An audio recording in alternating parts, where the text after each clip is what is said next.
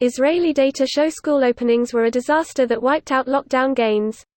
Here's a summary of the article. On Sunday, U.S. Education Secretary Betsy DeVos told Chris Wallace on Fox News Sunday, "There's nothing in the data that suggests that kids being in school is in any way dangerous." But that is not the case in Israel, where the data from June, the last month for which there is a full set of statistics, appear all too clear. Haggai Levine, an epidemiologist at the Braun School of Public Health and Community Medicine of the Hebrew University of Jerusalem, and chairman of the Israeli Association of Public Health Physicians, said, there was no measurable increase in contagion, while the capsules for young children were being tried out. On July 2, Eric Feigelding, an epidemiologist and health economist at the Federation of American Scientists, tweeted a chart showing Israel's rate of infection surging past Europe and fast approaching the disastrous rate in the US, noting that it was exactly 1 month since the reopening of Israeli schools. The level of school contagion became public last week during testimony provided to Israeli legislators by Udi Kliner, the Health Ministry's Deputy Director of Public Health Services, whose boss had just quit in protest against the government's mishandling of the crisis. Not a single school was prepared, says Mohammed Khatib, who teaches public health at the Zefat Academic College and is the epidemiological expert on the Health Ministry's newly formed Advisory Committee on the Coronavirus in the Arab sector. The month of June, which began exactly 2 weeks after Israel's school system was suddenly and shambolically reopened, caused the second wave, Khatib says. The Health Ministry has not released its own epidemiological findings on gyms and pools, if they exist, and the Ministry of Education indicated it intends to open schools as usual on September 1, even though the numbers from June would seem to provide conclusive data about the risks. This post received a score of 37,000, with an upvote ratio of 93%. Here are the top comments in response to this article. Trending on social media, shared from a concerned teacher, I want you to imagine the first day of school. A teacher will now have to teach in a classroom where they are no longer allowed to have group activities, so vital for young learners, unless they are in a contactless digital format. Students who do not wear masks may see reduced teacher attention, because again, teachers are being asked to choose between their health and their effectiveness.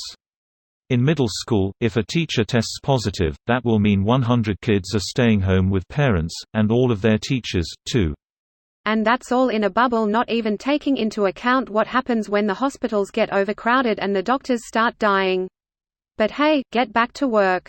You make less than $300,000 a year, so you must just be lazy.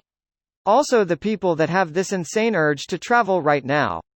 Kids sick? Tylenol and let's all go on a nice car trip to the next state over since we have to stay home anyways. That's very alarming. What's worse is a lot of us Americans realize how bad this is, and there isn't anything we can really do. Tell me to wear a mask, well now I'm going to scream and spit on you because that makes sense, who cares if you're min? Is it possibly to say the country isn't safe and go somewhere else? Well no, the rest of the world no longer wants us. It sucks, and it's not fair, but I guess that's life. Yeah, my buddy had to sign a paper saying he would tell each customer they need a mask or else be fired. So many people have harassed and even shoved him just for asking, or stand there and go on rants about stupid shit they learned on Facebook. Like no one gives a shit, he has to ask and you can just say no and not be a piece of shit, but that's literally what these pieces of shit are waiting for, an excuse to open their nasty mouths.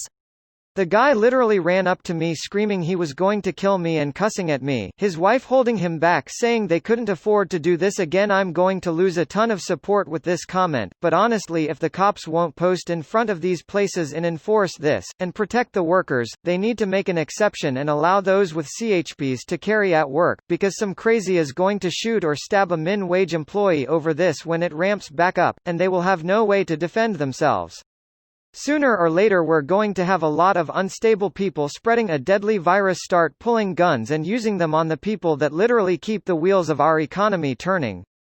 Let people legally carry at work if they have a CHP, or we're going to see tons of these employees jump ship when the news starts reporting they are being executed for trying to stay alive.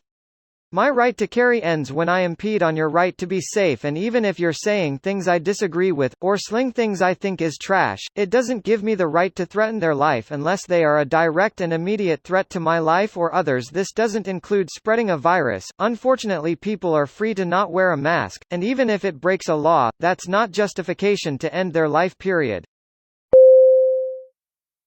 This video was automatically created by Reddit to speech. The article and comments in this video were selected from Reddit according to their upvotes, and any paraphrasing was performed by smmry.com, without any human intervention.